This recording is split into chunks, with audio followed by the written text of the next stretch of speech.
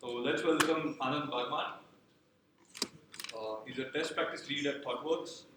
He has hands-on experience on result-oriented software quality, evangelist with 20 plus years in IT field, with 17 plus years in software test field. He's passionate about shipping of quality product and specialized in building automated testing tools, infrastructure and frameworks. He has been writing testing related blogs and has built open source tools related to software testing. What is what लगाता है वो? So which is web analytics automation testing framework, task for automation, the integration testing in disparate systems, and TTA, that is test trend analyzer. He's also the lead organizer for a very popular testing conference in India, that is what QA. You can say vodka, it's fine. Vodka, okay. So he's going to talk about patterns of a good test automation framework, locators data. So Anand, please go. Thank you. So again, good afternoon. Coming back to the question before we started with a very formal introduction, what do you expect from this session? Maybe you would give us some tips on preparing a good automation framework. Yes and no. More optimized and Okay. Yes and no. Any?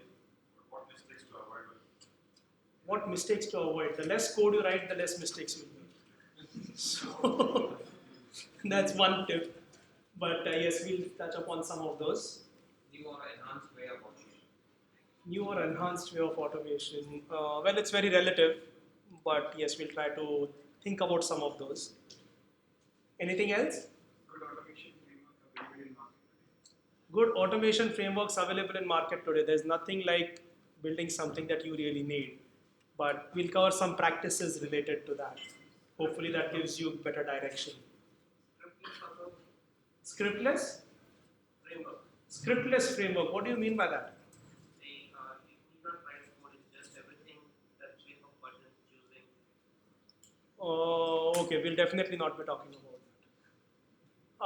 We'll be talking about building automation frameworks and practices for that. And this is going to be a very technical session in that sense. And that's why the earlier questions were not just small talk, it was to get an understanding of the skills in the audience in terms of how much should I focus on the code side of it or the concept side of it. We've got a fair mix, so people who are not able to look at the code and make sense, it's fine. The code is for illustration purpose only to get the point across, and I'm hoping that should be understood by everyone also. On that point, the code that I will be sharing is going to be a mixture of various different languages, Ruby, Java, whatever else. And again, the intention is not about the language which is used, it's about what concept or what point I'm trying to get across. So again, hopefully you will be able to relate to that. Okay, so thanks for the introduction. I'm Anand. My Twitter ID is here. You can connect with me. On my About Me page, you can find other contact details and we can have follow-up conversations as well. Enough about me. What we will be talking about today is what is a pattern and how can we use patterns in test automation as well. So what is a pattern?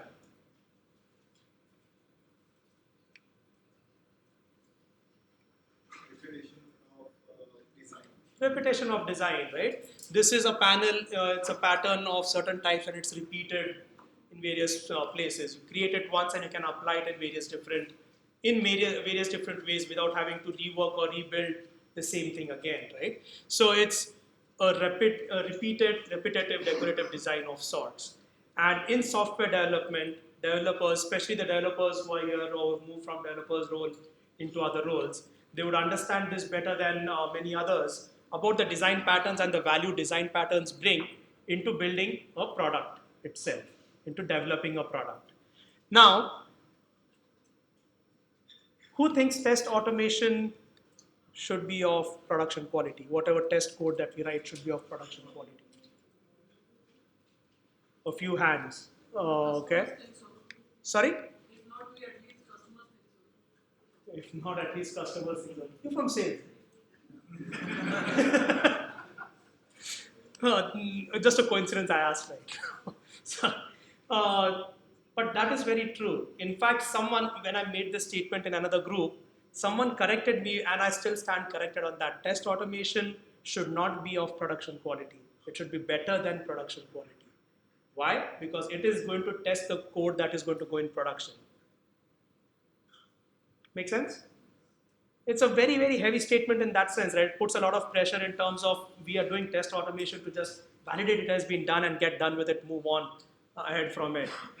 And it is fine if the context is that the product or the project that you're working on is a very small duration, it has throwaway code of sorts.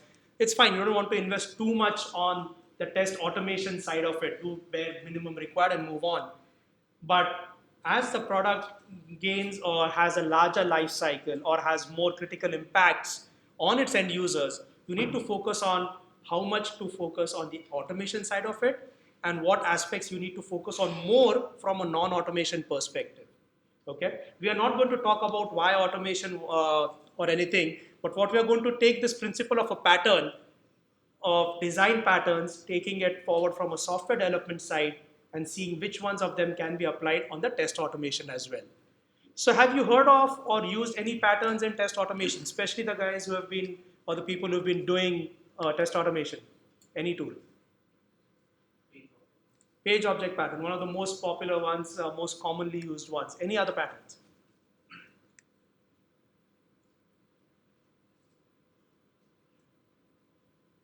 No? So there are quite a few. The most common one is a page object pattern. There's also a business layer page object pattern, which we will talk about in some detail. And sorry, I forgot to mention this in the beginning. These slides will be available on SlideShare. The video will also be there. So if you want to make notes, by all means, but otherwise it will be available as well. Okay, so there's page object, business layer page object pattern. There's a singleton pattern. It's a very classic design pattern from a dev perspective, which is very easily used in various different contexts in the test automation framework as well. There are composition patterns, factory patterns, builder patterns, and many more. You would use these not necessarily in the way of saying, I want to use a builder pattern to do this. But if you reflect on the test automation frameworks that you've built and then read about patterns, design patterns, you would say, oh, wait a minute, I've actually applied this pattern in this context. Implicitly, you start using patterns automatically, especially based on your experience. I know I need to load a file, let me load it in this way, it has worked for me before. It's a pattern of sorts, right? So these are some of the patterns that can be used. There would be many more, but we'll focus on some of these in the rest of the session today. So let's talk about in more detail what these patterns are, okay? We'll start off with a page object pattern. Now, to make it easy, it always helps to think about a hello world type example and apply some context to it, right? So let's think about this pretty old Amazon homepage. I don't even know if it's Amazon.com or in whatever it might be. But this is a homepage and it's still very simplified if you look at it compared to what exists today. How would you go ahead and do test automation for this? If you just have, what are the test scenarios you can think of for a homepage? Welcome message. Sorry? Billing. Okay. So think about the homepage, right? Think about the features that are there on the screen. Sorry? Sliders. Search. Sign-in options. Card. There's so many, right? This page is loaded. Though it's a home page, it's a very functionally feature-rich page itself. And if you really look at it, all the different things you're saying, they're not really test scenarios or test cases. They're different modules or components of this Amazon web product built together, composed together in form of one page. Right? So if you look at it, there is a search functionality, there is a header functionality. In that header, there might be more ads. There is a preview of featured products. There is a related views. There is, in the particular drop-down, there might be a ton of different options that are there and more ads or whatever feature, other types of feature products that might be there. It is a very, very complex page, and what you just mentioned would fit into each of these buckets as one module itself. Inside that, there would be a ton of different things you would want to validate from a testing perspective, from a functionality perspective. Now, if you have to think about automating all these functionalities as part of your automation suite without thinking of using any patterns, it is going to be chaos. It's like writing a complete Linux or a Windows operating system in one huge file. It would be of that complexity, right? You would not understand anything what is happening. So what you start doing is you start thinking of breaking this up into smaller logical components and saying, let's focus on how can we achieve what we want to do in the best possible way in this. Okay? So here's what the page object pattern would help us do, right? It would say that I'm going to focus on small modules, smaller chunks, snippets of pages, which are related to each other. Now, login is an authentication related feature. Everything related to that is going to be as part of my login module or login page of sorts, right? Search is going to be of similar type. Some of them might be complex enough that you need to break it up even further. But you would model your pages, the interactions of those pages rather, not the business logic, the interaction with those in your page objects.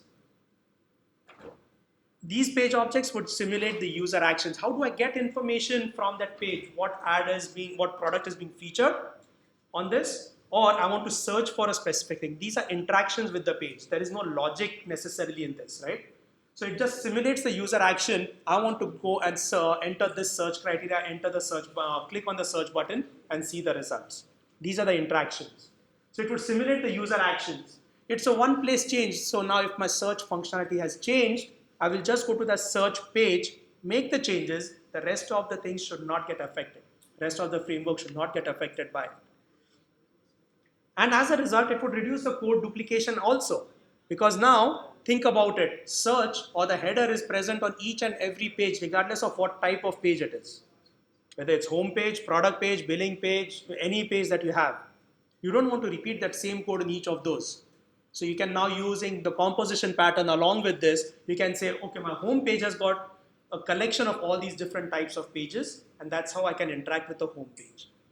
Or my product page, it's a collection of different snippets of other pages, which is building my product page, and that is how I would interact with that. Okay? So it reduces the code duplication. Now I can use the same snippet of that page in different contexts to build a different type of page. Okay? Snippets of pages, this is something that a lot of people or teams forget to do. Break up the page into logical snippets. Now, understanding this page object in mind, what is a typical architecture diagram of the test automation framework look like? Of course, you wouldn't start off with this type of architecture diagram initially itself. You want to evolve. Was this a longer talk? I would have shown you how to actually start off building a test automation framework and how does that architecture evolve into something like this. But we'll live with the limitations that we have. If you do the page object pattern implementation well, along with, of course, the other patterns that need to go along with it, you would have your test intent, which is specified. What do I really want to validate from my automated test? What is the business logic that I want to perform and what validations I want to do? That is my intent. So if this was a Java JUnit stack, let's assume Selenium WebDriver as a means to interact with the browser for it. My test intent would be a JUnit test, which would say, I want to log in, search for a product, add it to cart, pay for it, and verify my order confirmation. That might be my test intent, which is here. The test intent is talking about the domain functionality, what I want to achieve as part of that automated test. Now, how to achieve that domain functionality? I want to log in. Let me go to the login page, achieve that login. I want to search for a product. Let me go to the search page and search for that specific thing, see the results out of it. So each action of sorts, you are now creating different layers of abstraction to say who's going to be doing what. At the topmost layer, you're talking about the business impact of that test. What is the business validation I'm doing? At the page level, you're talking about each individual action or snippet of that functionality. How do I interact with it? You would probably need different entities and models to say, okay, I want to search for a book. A book has got a name, author, and ISBN number. But if I want to search for a cell phone, it has got a make, a model, and maybe some other specs around it. How do I model what type of data or entity I'm interacting with? That is important to think about. And the resources. Resources could be environment related. I am running this against my dev environment, my QA environment, my sandbox environment, or the data is coming from different external files. So what are the different resources required for the test to execute based on the context? So by separating out these different areas in very logical units from a framework perspective will help you build it in a scalable fashion. And then, of course, to support all these things, you would have different helpers utilities. They could be like take screenshots, or they could be loggers. I want to log this type of information in my log files. Resource handlers, maybe some of them I'm loading as YAML files. Some of that could be JSON files or Excel files. Handling that from a common place will make that change isolated as well if anything has to change. Okay? Custom reporters might be there. I want to create this different type of fancier report for a specific purpose. How do I really create that? If I have web services, let's create utilities, how to make a web service utility call. Maybe it's a GET request or a POST request, whatever it might be, right? You have these utilities created. So each independent piece from your framework is doing just one thing that it is supposed to be doing and not taking on additional responsibility. As a result, what happens if something changes in my product entity model, I will just go and change it over here. And only things that might need to change is the things interacting with it, how to consume it or how to provide data for it. Okay, so this is how a typical page object pattern based framework would look like from an architecture perspective. The last thing over here is if your product can be interacted with in different forms from a browser, let's say web services or any other way, you can probably create a common DSL to say, I want to purchase or search for a book. Based on certain environment variable or some other flag, you could say, okay, this is my web service based test. So I want to use my web service interaction over here for that particular search for book. If I have to go through the browser, I'm going to go to maybe WebDriver and get that executed. So the interaction layer also you have abstracted out at that aspect. So these are the different layers of the framework that you would build. And as I said, it would evolve into this kind of architecture. So let's look at some code samples, what it really means for this architecture. And hopefully it will strike you more what I'm trying to say. So this is one implementation of a JUnit framework where the test name should revert to original content after clicking cancel. I've entered a lot of data in whatever things I'm doing, but instead of saying submit or okay, I'm saying cancel, so it has to go back to the original state. So in this case, the test intent, though noble, we are talking about pages now, what we are saying is, I have my model over here or entity patient information.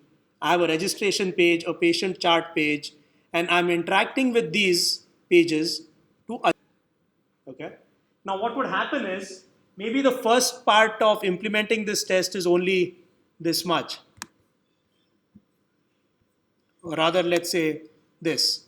You've got pages, you're interacting with the pages from an intent perspective and getting whatever validations done. But as the framework grows, as the team grows or people change, that's natural change again happening on the team. This is where discipline comes into the picture. If there is no discipline on the team, if team members are not actively looking at each other's code and giving feedback, what would end up happening is a new person comes on the team. Oh, I need to do something else. Let me just add a find element by.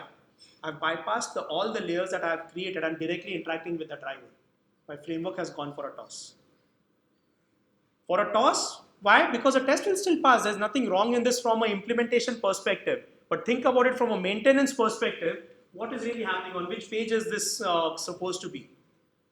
Maybe this is duplicate code, or maybe instead of creating a new snippet of a page or evolving that page with more interactions, I've added it over here. So now if I have to refactor or if the product undergoes a lot of changes, my test framework is going to be in a mess. I cannot just make changes in one particular area and assume it's going to work fine. So discipline is very important. What it also means is, if you don't create those snippets well enough. Now this is a Ruby example. In this case, if you don't create the snippets, think about how big the home page is becoming. This is a class, and this is actual code I've taken from various different experiences that I've had. In this case, it's almost 1,000-line Ruby file. And believe me, if you had to write the same file in Java, it probably would be at least 3 to 4 times. At least. This type of code is not manageable. If someone new comes in and says, I want to add a new functionality in my implementation, how is that person really going to know, is that existing functionality or do I need to build something new for it? So you have to keep thinking about, okay, homepage, if Amazon is starting to build this product as a new thing, a homepage might be a very simple page. But as I'm adding more and more content, so my homepage is modeled as one class. But as I keep on adding more content, as I keep on seeing common patterns or functionality duplicated or rather available in different areas as well, very consciously you need to take that step back, refactor the existing code and make it better. Make it smaller, make it modular, make it snippets. It's okay if a class has just one interaction, just 2-3 lines is also fine. There is no cost in that aspect of just creating files, but it will make it much more simpler to manage for you. Okay, let's look at a better example of this. In this case, what we've created on the left, if you'll see, we have created partials. Partials are pages, are snippets of pages which can be used maybe in different pages in various different contexts. You can potentially think of it as module wise also. For search, I've got these different types of search pages. There is browse for vehicle or other search for vehicle. There could be basic search, there could be advanced search, save search, delete search, whatever it might be. It depends on the product, what the product is doing, right? But you can create as many as you want over here to make it manageable and logical for you. In some cases, these might be big ones. In some cases, in case of partials, I think we'll be able to see that better. This just has one element that I'm going to interact with. And it is fine. Looking at the product, wherever the changes happen or wherever the failures happen, you should be easily be able to correlate and say, if this is the area which I'm having a problem running the test, I know exactly where to go in the framework and look for where that, what that code might be doing. And this is why it is important to use proper practices in test automation as well. If you don't do this, the number of tests as they scale, it will become more and more difficult to understand how it is going to impact. Okay? Can everyone relate with this? Yes. Yeah? How many tests do you have in a test automation framework? Approximate. In your team, how many UI based tests do you have? 10, 20? Do you have test automation in your product? Yes? 32 automated UI, end to end. Okay, that's a good word I like to hear. Anyone else? Can anyone beat a number? 20? 3. Excellent. We have around 150. 150. Okay, now we are talking. Anyone else? 20,000. 20,000. Okay. And these are real numbers. This is not the first time I am hearing such numbers. I have heard up to 35,000 in huge organizations on legacy products. There are 35,000 tests. Now imagine if some basic functionality changes, locator change or whatever. If the framework was not built well enough, 2 tests, 5 tests, 30 tests is still very manageable. You can be ad hoc in your approach and still make do with it. Still have it configurable and find the root cause issues, fix it quickly in the framework. But think about a framework of that size. Anything more than 50, in my opinion, is still a problem. And 50 is, again, just an arbitrary number. So you have to think about these aspects, right? So now, as the framework really grows, maybe up to this number of tests, 20, 30, 50, this is manageable, page object pattern is fine. But eventually you'll start seeing limitations of why this is not going to work for you. Some of the limitations could be the test intent gets polluted. Why? Because from your test intent, now I'm trying to create my entities, models. Remember that patient chart information example, right? I'm trying to interact with my models or create entities, models which I need to pass in my test framework. I'm interacting with the pages. At the same time, I'm trying to think about not granular actions that I want to do as part of my test, but what business validation that I'm trying to perform over there. I'm trying to see if I can purchase a book. That is my business validation. I don't care which pages I really interact with. So your intent and implementation starts getting convoluted, starts getting mixed up. Again, there could be hundreds of variants that are possible, right? I want to search using basic search or advanced search or whatever else, which means my intent is still the same, regardless how I search for. If I search for a specific ISBN number or a book using basic search or advanced search, the result should be still the same one book. So my test intent is the same. There are multiple ways to achieve it. So what would I typically do as an implementer of that automation test? I'll copy that first test into another one, change the name, change that using basic to using advanced search. That's it. What have I done as a result? Just for that one line change, I have duplicated a test. It is copy paste. Control C, Control V should be disabled when doing test automation. That is one tip, another tip rather to keep in mind.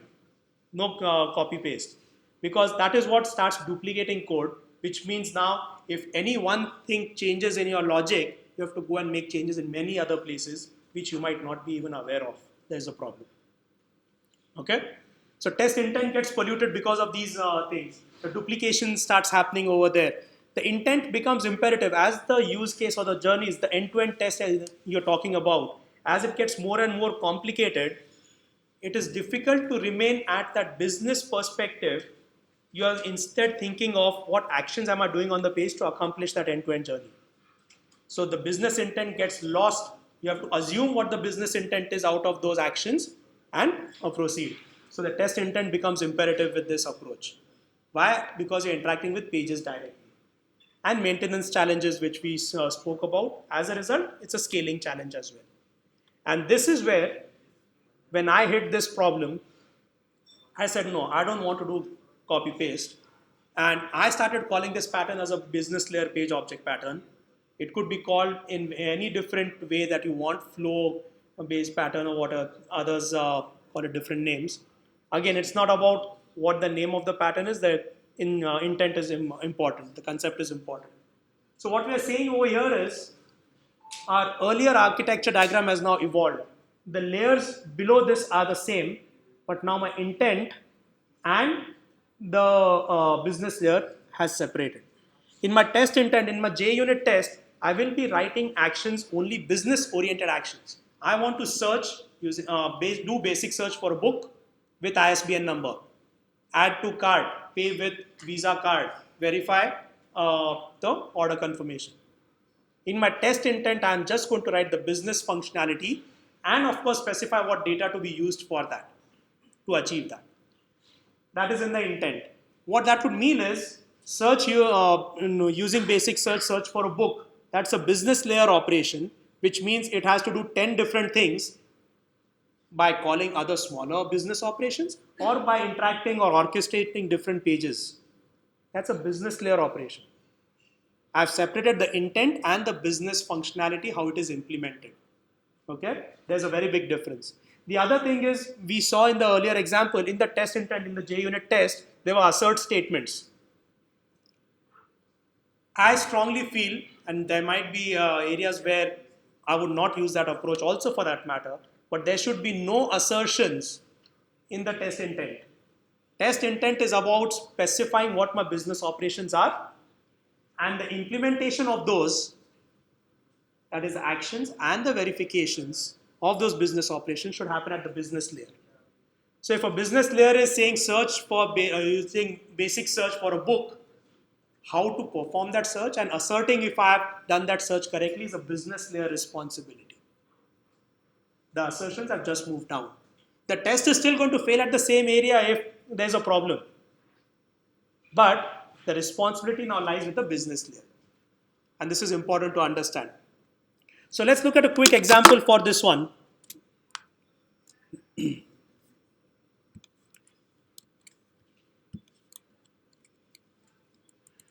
Now in this case, I'm using a Cucumber example, a BDD based example. This is Cucumber JVM for those interested.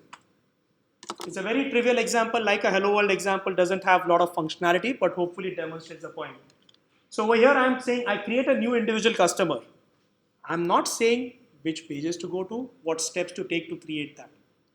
Now, of course, because you're using a BDD layer, there is an additional wrapper on top of your test intent that is there, right? So what this gets mapped in is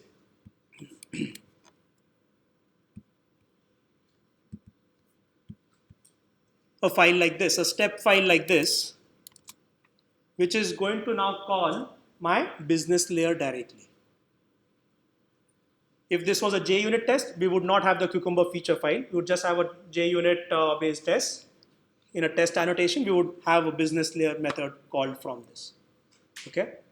The rest of the things remain the same, where now I'm going to go to my pages and implement.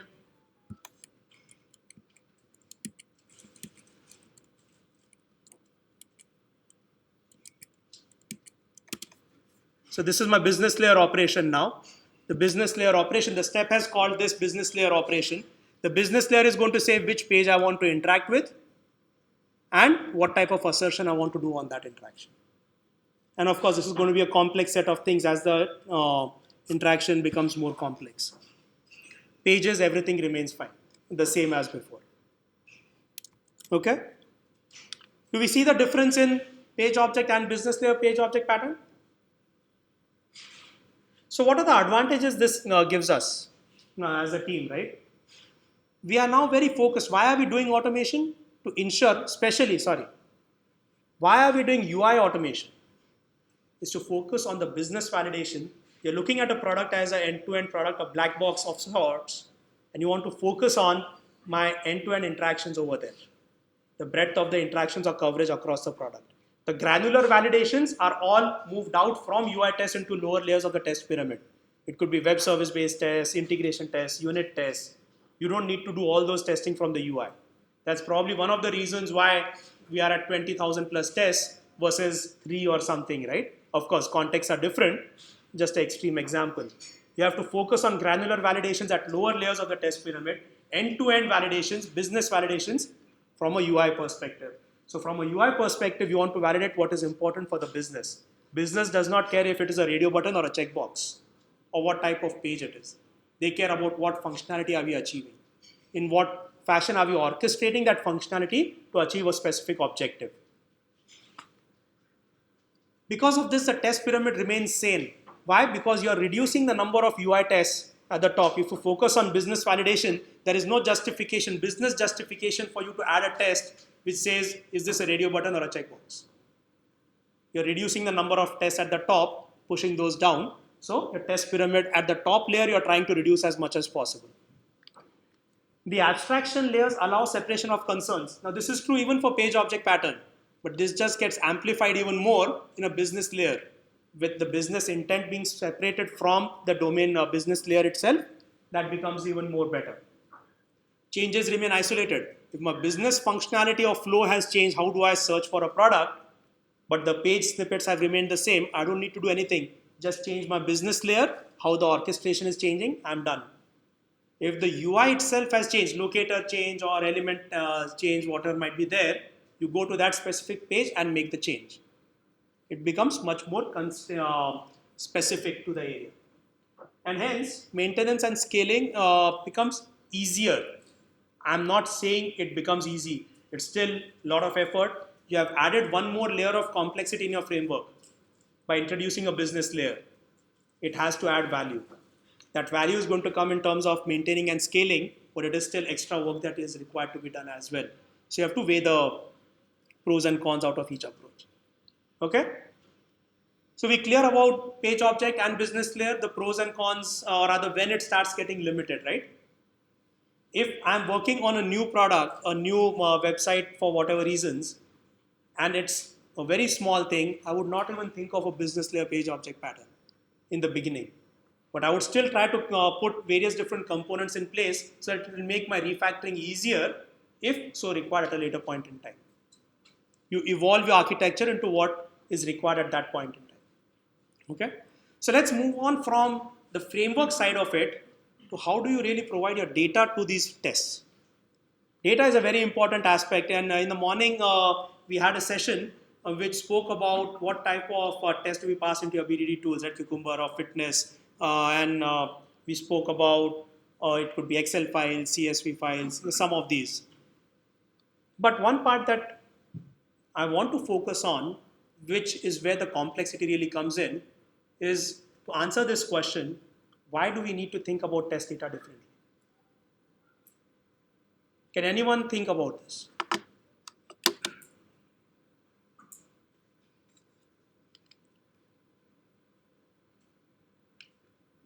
Do you all use test data in a test? Okay, which domains do we work on? Which domain is your product based out of? Is it, yeah, application? That's a tech stack. What is a domain? Is it a health, e-commerce site? Is it finance? Okay, finance by itself is a very huge domain. It can be classified in various different ways. Which other domains do we have? Insurance. Sorry? Telecom domain. Okay. What else? Analytics. That's okay. Publishing. Oh my God, I'm scared. Yes, but each of these domains. Now, if you think about this in your mind, the most important use case for the product that you are working on, that you yourself are working on, what would be the most important use case or scenario for that? And for that scenario, what type of test data would you require to execute it? Sorry? Realistic, but what does that mean? So is it something that I want to buy a book, so I just need to know the ISBN number? That's my test data. It has to be valid, of course, but it could be just a ISBN number. That could be my use case. I want to purchase a book. So yes, okay, fine. It's a ISBN plus payment details, for example, right? How do I purchase that book? So for finance domain, what? Give an example. If I have to create one entity, I need to give more than 30 parameters. And that entity is of what type? Customer? Customer, okay. So to create a customer in her finance domain based project, she needs at least 30 parameters. Okay. To purchase a book on Amazon or Flipkart, we just need an ISBN number and payment details. Risk management. Can you think of something use case and what type of test data?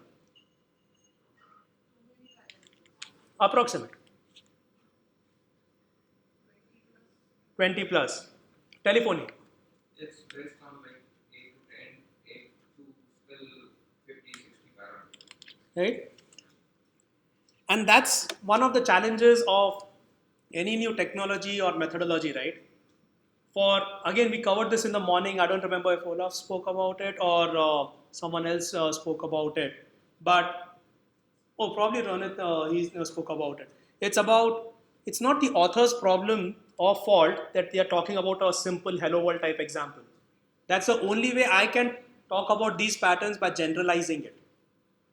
I cannot be sharing my complex domain and the challenge I faced over there, expect you all to understand and then expect the concept out of it. I have to generalize it in various ways. But as implementers, we really have to think about, do I understand the concept and how do you take this concept in the context that I am requiring? Data is also similar. If we do not understand the product itself well or the domain well, it becomes a big challenge. We might build a beautiful framework with fancy, expensive tools or open source tools. We spend time, money on it to make it really good. But test data is also something very important to think about. How do we manage it? How do we create it? How do we use it? How do we propagate it in our tests? These are all important criteria to think about. So yes, data is complex. It needs to mimic real data, otherwise it's of no use. This is typically where we see problems in developers creating or testers creating their own test data, testing it, it works fine in my environment, and then the minute we get into production like environment, it fails because now you're working with real data. So it needs to mimic real data. It needs to be unique as well. I cannot be creating a customer of name Anand every time I run my test. Maybe there's a constraint on the system that I cannot have the same name repeated. So you have to really understand what the domain is over there. The data can be nested. Now, customer itself will have various different sections of sort what it really means. The 30 parameters what you're talking about is not related just with Anand. It could be related with my personal information, which means name, middle name, last name, date of birth, place of birth. With place of birth, there might be a state. And then there might also be things like, okay, current address, permanent address, residential address. Dependents can have their own nested data, depending on the context, of course, to what level of detail you need to go. So if I have to provide this for 10 different scenarios, this complex data, creating this test data itself, how much time do you spend on it? It's not a trivial time, right? It's substantial. So you have to think about these. So you have to also think about though, now test automation, you cannot think of this as I will keep on changing the first name before I run the test every time. It defeats the purpose of test automation. So if I have to run my test of create customer with data Anand, I cannot be expected to go and change the name of my test data first name or manually go and do certain actions. So your framework now has to be intelligent based on the context to say, though specified as static, the first name is Anand. When executing the test, how can I make it dynamic that I can still relate to in the logs or in the product, I can find it and make sense out of it, but that much is sufficient for me to proceed. And we'll see some example of that. Okay? Data can be shared and reused. Why? Because if I create a customer and then I want to, for that customer, I want to give that customer a loan, I don't want to create a customer every time I want to issue a loan also, though these are separate test scenarios. So maybe we have to run certain tests in sequence of sorts, or different suites, rather one is a setup suite, the other is a different type of suites. But you can potentially reuse data that has been created in setup and proceed. You're not chaining tests, mind you, I'm not saying we sequentialize test execution, but you have to think about those, okay? Also, you have to think about how is this test data going to be specified and why. It can be specified in the test implementation itself. In my JUnit test, enter first name Anand. Or it can be even worse, in the page object which is interacting with entering the first name, over there itself I give the hard-coded value. It will work, of course it will work. But is that the right thing to do? So the data can be in a test implementation, it can be in the test specification or intent layer. So in the BDD-like scenario, you're creating tables or parameter values over there and passing that across, or in fitness, whatever it might be. Or it can be in code in separate types of files, YAML files or whatever else it might be there. Not YAML, but you can create Java classes, enums, whatever required, and use that. Or it can be in external files, YAML, JSON, whatever different formats are there. Right? There are a ton of formats that you can think of to use. Again, it depends on what is going to make sense for you. A database can also be used as a separate test database for running your test itself. But that is a lot of added work also for it. So you have to think about the pros and cons of this. So I'll quickly show you one example which I used, which worked fairly well for me. I'm going to go back to the cucumber example.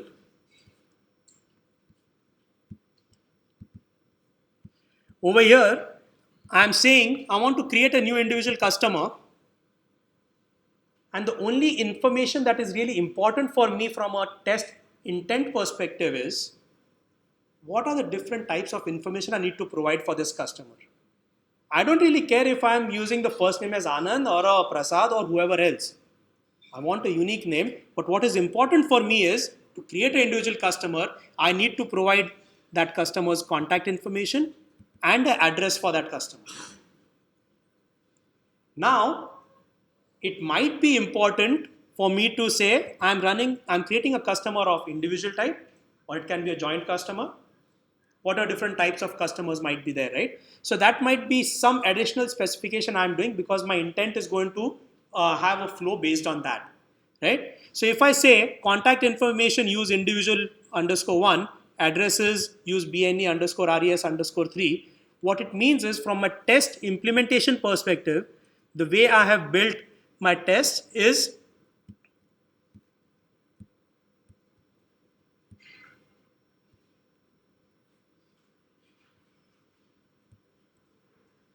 the contact info maps to entity's JSON file contact _info.json. And over here I've got various sections saying individual 1 means this information, individual 2 means this information, and whatever type of data I want. It's a one-time creation. I want to create a new type of test, a new type of customer. I'll just add it over here and refer to this from my test execution. So when this test executes, it is going to say, okay, you want to use a contact information for individual 1. I know from where to get this information, let me get it. So instead of specifying those 30 parameters, potentially you specify 3 parameters, which is good logical chunks to understand from your test intent perspective what type of customer it is, and your framework is going to pick up data and use it. Likewise for the address information. Okay, so you can create data on of this type. The other thing is, now I want to say I cannot create the same customer every time. So what I've added to that is a randomized thing. If I use randomize in my implementation, I know for contact info which fields do I want to randomize. Okay, maybe it's the first name that I want to randomize, everything else is fine. Maybe it's the email address also that I need to randomize. It depends on the product. What are the fields that I need to be unique? So if I have specified true in this case, when the execution is happening, it will pick up the contact info for individual one. It also says, oh, wait a minute, I need to randomize certain values of this block of data that I've got. Let me randomize that, and that I will use in my test execution. Okay, so you have specified static data, you specified bare minimum data in your test intent so that whoever is looking at the test understand what type of intent are you implementing, are you going to execute.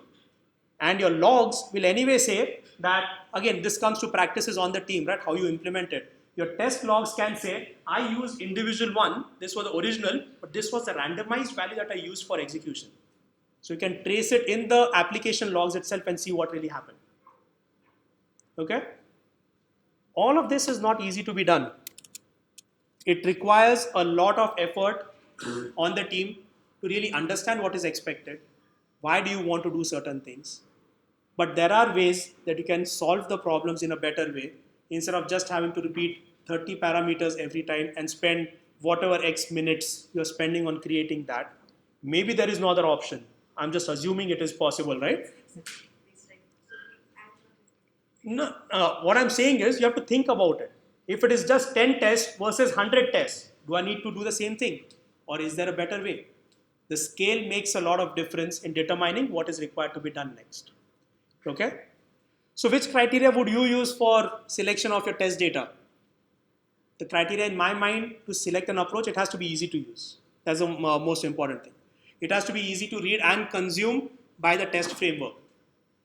I cannot be using Excel files if I'm running my tests on a non-Windows system. As simple as that. Right? You have to map those attributes correctly. You have to be able to override certain data if required. Otherwise, you're going to be in a constant flux. How do I keep on creating new data? This is typically the case when you're interacting with mainframes where test creation is a problem, right? So how do you really manage that? There's a finite set of data in my mainframe. If I've consumed it all, then what? So you have to think about those aspects. It has to be usable. You have anyone new coming on the team or even existing team member saying this is a new test I want to do. How can I use existing data or add on new types of data to it easily, which does not break other things? Okay? So think about consistent ways to represent. Don't say one team is going to use YAML, the other JSON or anything else. It's going to add more complications in the framework. Again, you might say go with YAML and then for some reason say, okay, it's not working out. Fine, we've learned something new. Let's take a little downtime, move everything to a newer format, and everyone proceed on that. Just don't have various different implementations of the same thing. Read the data as business entities. It again makes a lot of difference. I'm not reading a specific cell of a particular document or a particular row from that CSV file. Have some logic into that so that from the test you say, I want to get a customer of this particular type. You understand what type of data is also coming back.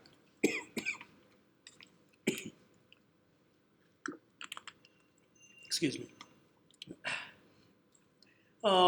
Override as appropriate, create DSLs to give meaningful data. And these are all things that I have seen with my experience. In some cases, I need to do all of these aspects also to compare different types of customer objects that I have in memory and when running the test.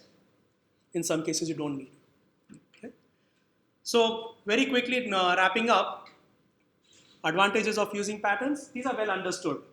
You might not know them as patterns, but when you see a particular context or problem you're trying to solve, you'll be able to automatically say, okay, this is the approach I want to take to solve this problem. And that is good. These are tried and tested solutions. It reduces complexity. But remember, tried and tested in that specific context, it may or may not work for you. You still need to apply your mind to saying if it's going to work or not. Also, when you think about patterns, a page object pattern, it does not matter what type of application I'm running against, what language or tech stack I have, you immediately understand what a page object pattern is. So it makes communication also very easy and seamless. Okay? Truly the last slide. Patterns, if you build your framework in proper abstraction layers with proper patterns, you'll have single ownership, single point of change whenever changes need to be made. It will save time and effort eventually. Initially, it will require a lot of time to set it up, to test it out well, to ensure it is working in all contexts. But after that point, it really starts adding value and showing that for the team. It is easy to implement, maintain, debug, and scale. And the most important, it helps make your test automation code of better than production quality. Okay? So you really have to think about this hard, understand it, experiment, try it out. On my GitHub account, the Cucumber JVM example, there are a couple of sample projects. If you want to use that as a reference point, you can take a look at that and proceed as well. It's your choice. So which is the best pattern? It really depends on the context. There is no one particular pattern to use. See what is required to be done and use that. With that, I think I'm just about in time or a couple of minutes over. But I'm available rest of the day today as well as tomorrow. Would love to continue having discussions on this. I don't know if you have time for questions. One or two. Any questions? Yeah? Could you relate this framework development to the concept of agile? Because in agile, you don't have the luxury to do a framework and then test. So how do you relate? The question is how do you relate building this framework using patterns in agile versus non-agile projects? In agile projects, you might not have the luxury of time to build this, correct? Yeah. So in agile, typically when the project starts, there's a iteration 0, sprint 0, where you would start, you'd have time for setup. But remember, in agile also, you're not building the whole product in the first sprint or the first iteration. You're taking it step by step. Likewise for test automation framework, you always have to think about what the end product is. What do I envision my framework to be? And based on that, start taking baby steps getting towards that. At times, you'll have to take a step back, make changes to make it better as well. It's always evolution. So it's agile framework development as well. Absolutely. If I'm building a hello world, I just want to build up a home page showing hello world, what type of framework do I need to support that? If the product is getting complex, I need to evolve my framework to support that complex functionality as well. Right? So it always goes hand in hand, not a separate activity. Any other question? Yeah? Okay. So thank you very much, everyone. I request Olaf to stay calm. All the best. Good job. Thank you. Just one more announcement.